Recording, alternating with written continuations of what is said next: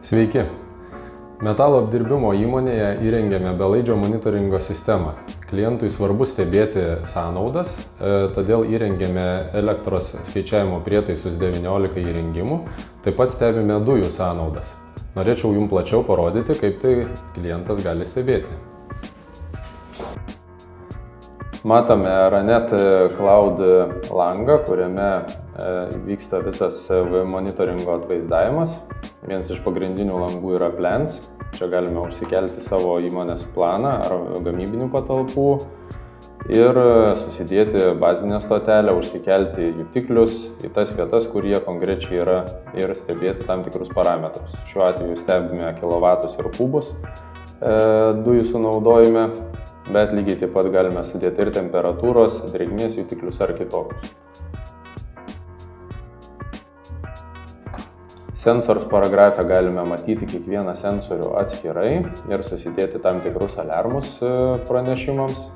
Taip pat galime sukurti virtualius sensorius, kas reiškia, kad vienas virtualus sensorius gali atitikti kelis ar daugiau įrenginių. Jeigu mes norime gauti sumą cecho sunaudojimo elektros ar kažkokiam įrenginiui pagaminti, tai galime tuos sensorius sudėti į vieną ir turėti sumą.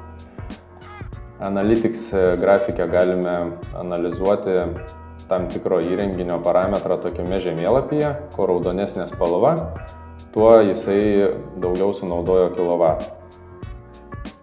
Alarms grafoje gautume alarmų, jeigu būtų tam tikrų nustatytų parametrų ir tie alarmai būtų siunčiami jums į e-mailą. Public Tiles naudojamos lentelės vartotojams, kurie nenaudoja Ranet Cloud sistemos, bet tiesiog nori matyti tam tikrus parametrus. Tai šiuo atveju dujų skaitiklis paimtas ir jisai rodo, kad 5 kubai yra sunaudoti ir įėję į šį linką mes galėtume gauti tokį ekraną nenaudojant sistemos ir matyti situaciją. Base Stations matome tiesiog bazinės stotis, kurios yra instaliuotos ir į jas giliau įėjus matytume sensorų parametrus. Settings grafoje galime sudraugauti sistemą su kitom sistemom. Jeigu jau naudojate monitoringo sistemas ir nusprendėte dar papildomai įsidėkti jutiklių, tai galima pilnai pritaikyti mūsų belaidę sistemą, sudėti jutiklius ir juos integruoti į jau jūsų esamą sistemą. Vienas iš pagrindinių langų yra dashboard. Čia galime susikurti savo grafikus, kuriuos norime matyti.